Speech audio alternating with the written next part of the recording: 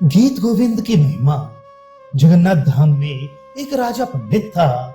उसने भी एक पुस्तक बनाई और उसका गीत गोविंद नाम रखा। उसमें भी श्री कृष्ण चरित्रों का वर्णन था। राजा ने ब्राह्मणों को बुलाकर कहा कि यही गीत गोविंद है, इसकी प्रतिलिपियां करके पढ़िए और देश देशांतर में प्रचार करिए। इस बात को सुनकर विद्वान ब्राह्मणों ने असली गीत गोविंद को खोलकर दिखा दिया और मुस्कुराकर बोले कि यह तो कोई नई दूसरी पुस्तक है, गीत गोविंद नहीं है। राजा का तथा राजभक्त विद्वानों का आग्रह था कि यही गीत गोविंद है। इससे लोगों की बुद्धि भ्रमित हो गई। कौन सी पुस्तक असली है, ये निर्णय करने के लिए दोनों पुस्तकें श्री जगन्नाथ देव जी के मंदिर में रखी गईं।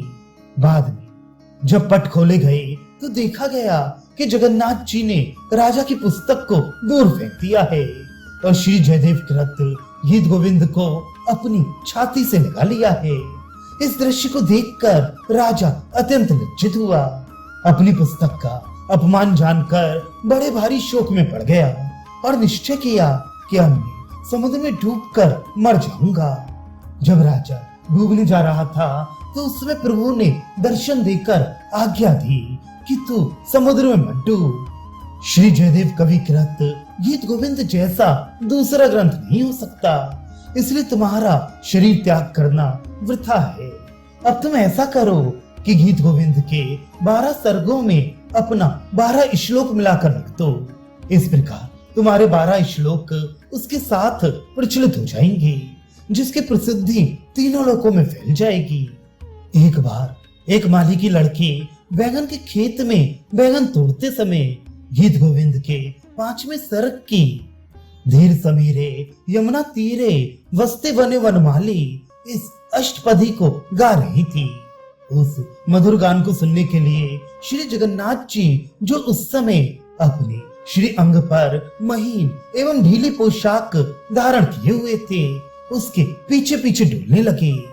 प्रेमवश विशुद्ध होकर लड़की के पीछे पीछे घूमने से कांटों में उलझकर श्री जगन्नाथ जी के वस्त्र फट गए। उस लड़की के गान बंद करने पर आप मंदिर में पधारे। फटे वस्त्रों को देखकर पुरी के राजा ने आश्चर्यचकित होकर पुजारियों से पूछा, अरे ये क्या हुआ, ठाकुर जी के वस्त्र कैसे फट गए? पुजारियों ने कहा कि हमें तो कुछ भी मालूम नहीं है। तब स्वयं ठाकुर जी ने ही सब बात बता दी। राजा ने प्रभु की रुचि जानकर पालकी भेजी, उसमें बिठाकर उस लड़की को बुलाया। उसने आकर ठाकुर जी के सामने नृत्य करते हुए उस अष्टपदी को गाकर सुनाया। प्रभु अत्यंत प्रसन्न हुए। तब से राजा ने मंदिर में नित्य गीत गोविंद गान की व्यवस्था की।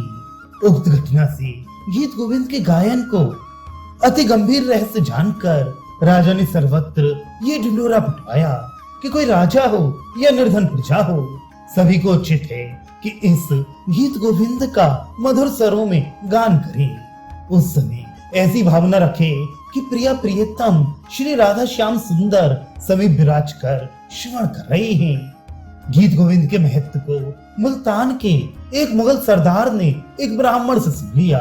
उसने घोषित रीत के अनुसार गान करने का निश्चय करके अष्टपदियों को कंठस्थ कर लिया। जब वह घोड़े पर चढ़कर चलता था तो उस समय घोड़े पर आगे भगवान विराजे हैं, ऐसा ध्यान कर देता था, फिर गान करता था। एक दिन उसने घोड़े पर प्रभु को आसन नहीं दिया और गान करने लगा। फिर क्या देखा कि मार्ग में घोड़े के आगे आगे मेरी ओर मुख किए हुए श्याम सुंदर पीछे को चलते हैं और गान सुन रहे हैं। घोड़े से उतरकर उसने प्रभु के चरण स्पर्श किए, तब नौकरी छोड़कर विरक्त वेश धारण कर लिया। गीत गोविंद का अनंत प्रताप है, इसकी महिमा का वर्णन कौन कर सकता है, जिस पर स्वयं रीझकर भगवान ने उसमें अपने हाथ से पद लिखा है।